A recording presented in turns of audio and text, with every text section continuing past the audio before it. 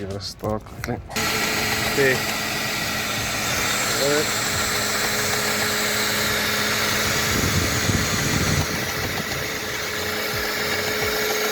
So yeah guys, that's my day for you. I'm actually afraid to drive the car now, so the car will be standing for a bit. Okay everyone, welcome back. This is a continuation of the previous video where I found out what's smacking the car, but now I got the chain, and so I'm gonna do that. Yeah, so let's get to it. I'm just gonna explain what I'm gonna do and then do it. The plan of action here is remove this thing. This must come off and your fan belt must come off. Once all of that's out of the way, you want to get the alternator out the way. Push it out the way, then you can get to the tensioner. Take the taper cover off, all the spark plugs out. Take out this cam adjusters, and then this cover must come off, which means you need to loosen this here. So all that must come out, so let me do that first. First get rid of all this stuff here in front.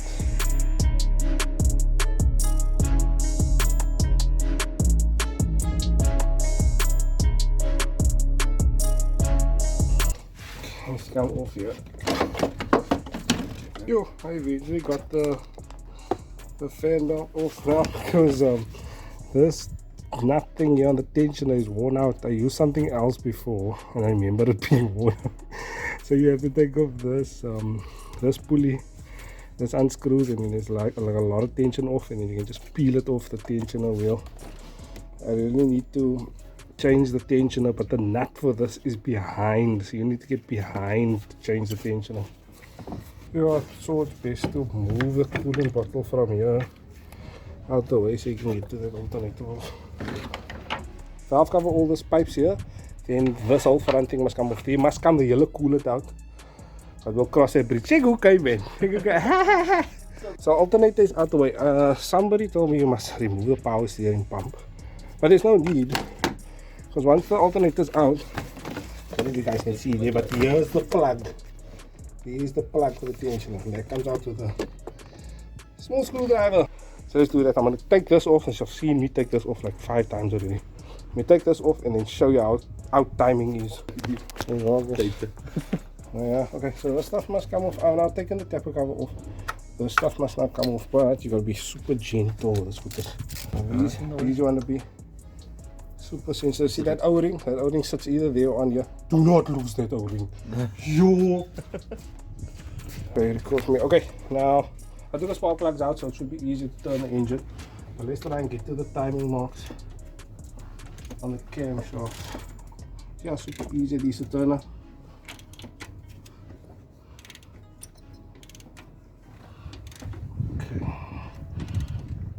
Okay, these timing marks. Okay, so if you look down, let's just quickly take it. If you look down there, there are like cuts on the cam just there. The light can show it, but just there. There's a cut, there's a cut. So I should be on TDC at the bottom. But as y'all can see, it's not even bloody close. Sorry, the pipe's in the way. But there's TDC. It should be here. Yo. It's over there. A lot of people try and line up with this line. Yes, that is correct, but that's the more important line over there. That cut line there on the cam.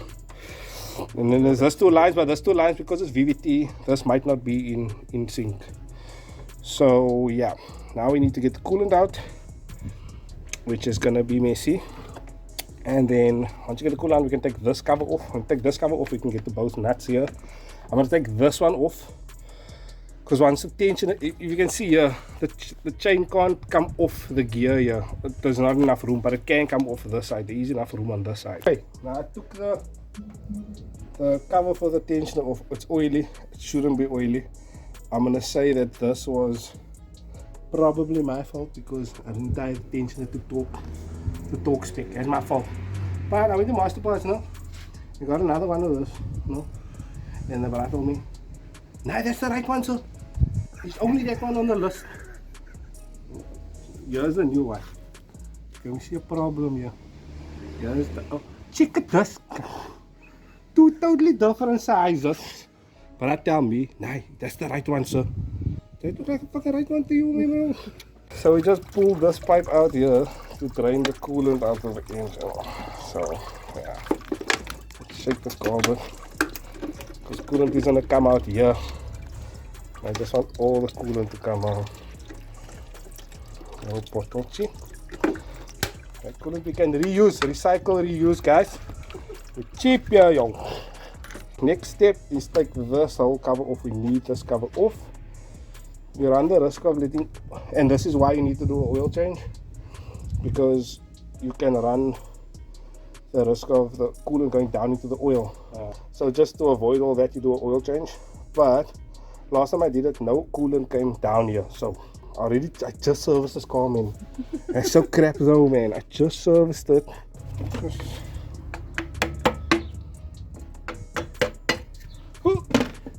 Oh, nice. Okay, now we pretty much have everything out the way. All you want to do is get this one off. Once you get this one off, we can start doing the whole de-chaining thing. But you should have no more tension on the chain. See, it jumped now. How mad is that? It jumped up here. That's how it jumps, guys. You see how it literally just jumped. You want to keep that in line on top. Once it is in line on top of the cams, none of the valves are pressing down onto the pistons. So now you can turn the bottom freely, so long you keep it that way. So there is a way to do it. I've got a tool. Here's my tool. There you go. Not going nowhere. At least that one. Generally both, but it's easier to just get one of it off. So let's get the one off. Once the one is off, this chain is going to be free to do its works.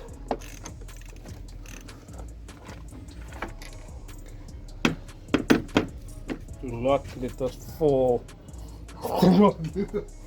Okay, now the chain is free.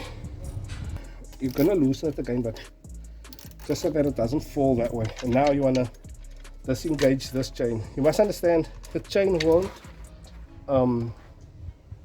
chain can't fall all the way down, but you also want it to not fall all the way down.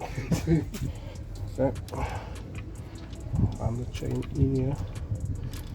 Obviously the chain breaker is not big enough.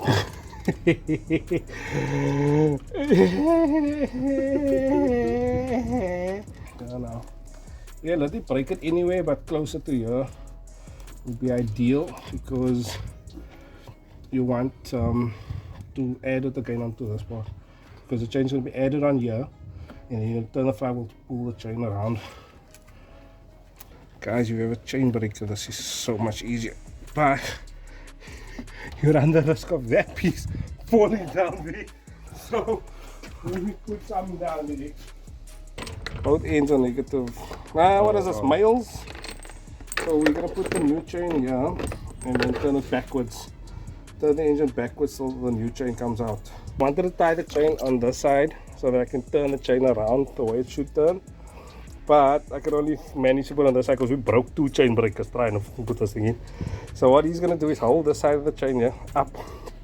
And then I'm going to hold this side of the chain but also turn the engine. So I linked it in here. This is the new chain, this is the old chain, and we're going to turn it all the way around. So I'm going to turn the crank, but the crappy part is I'm going to turn the crank backwards. It shouldn't be a problem, I hope. It shouldn't. Let me just turn the chain around. Okay, remember the tensioner is out, and it can come away from here. You can come off this gear. So none of this two top stuff are going to move right now. Okay, we do not want to move it. They are still kind of on time, so it's fine.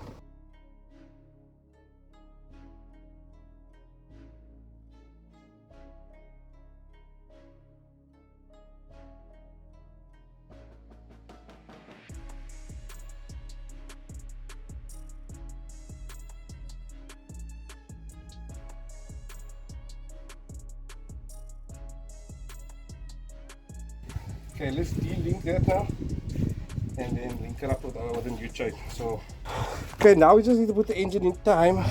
Okay, so timing is either as you see at the bottom, as you can see, and then the lines are in line. It takes forever to just figure out which way, but you want no slack on the side and you want the slack on the side because the tensioner pushes that slack out. So for now I'm going to put the tensioner in. I'm reusing the tensioner. Okay, so it's back on top. Let me look at the bottom. See, there, top the center. Now that was never in time. Mind you, this is where I should have noticed the problem. So stay to the end to see exactly what is going on. I should have noticed the problem here, but I wasn't thinking right. I was just thinking about the timing mark. So because you do not put your engines together like this, please. Before the time was here, it would be here. Top the center would be here somewhere. So now it's in time. So we can. So now it's just putting it back together again, and then hoping it starts. So just reassemble.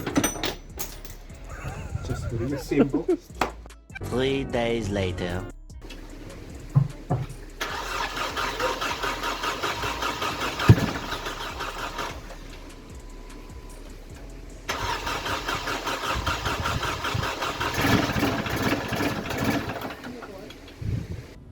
No! God, please, no! No! So anyways, to put the car together, you saw it didn't want to start because come up close. With timing in on top and piston on top. The flywheel, this harmonic balancer thing was never in line. So when I put it in line on top, it didn't really matter because this thing slipped. This is apparently a common problem. The outside ring slips around the inside because there's like a plastic thing in the middle, and it put timing off heavy. So that's why car didn't want to start. Hopefully I did not bend any valves. No, what do you think is in valves? Take it apart again and put timing in using the piston old school method, screwdriver down hole one. And then we're gonna so let me just do all of that and then we're gonna try again. Eventually.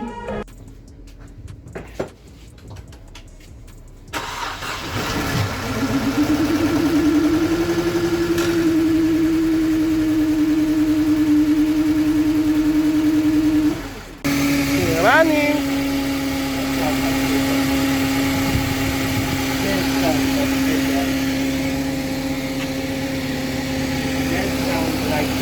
Yeah.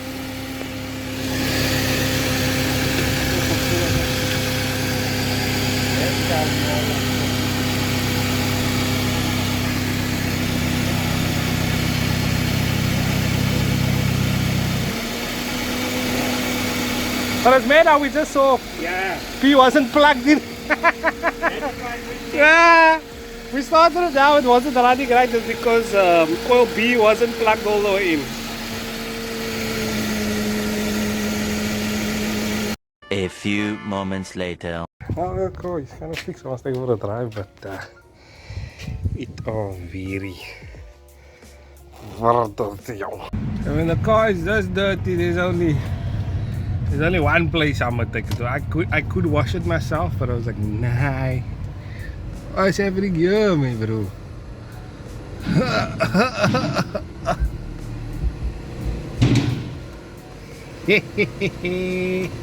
Hello. It's nice and clean, huh? Wait a minute. Whoa, hello. Hello there. Ay, let's go. You know I do like a good push, eh? Yummy thing here. Right? Manifesting ours. Let's go. Okay, yeah. We'll give it a.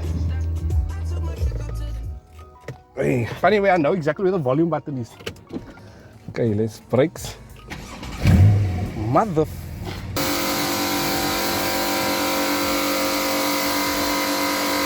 Guys, oh yeah, got the King of Gloss treatment sauteed. Okay, so the car is driving now. I've driven it now for 2 days for about 50 kilometers, and I had an engine light, but the engine light keeps coming back because it's the cam positioning sensor, and it's the error when I started the car on bad timing. So this is just an update. A few days later, the car is driving. The engine light is gone. I used my cheap OBD2 port thing to remove it now. So we will check later because it came back after I cleared it a day ago. So that's the problem I have, because it shows like a light gray on the ECU thing, so which means it's a stored code. So this thing removes it, but it might come back again. So I'm just gonna update you guys if it does come back. If not, I'm gonna have to take it to somebody to remove that light permanently, because the problem was fixed. If it still comes back, we can assume that the crank positioning sensor is faulty and that needs to be replaced. That is also a bloody mission because it's on the back of the engine. So yeah, for now, thank you for watching.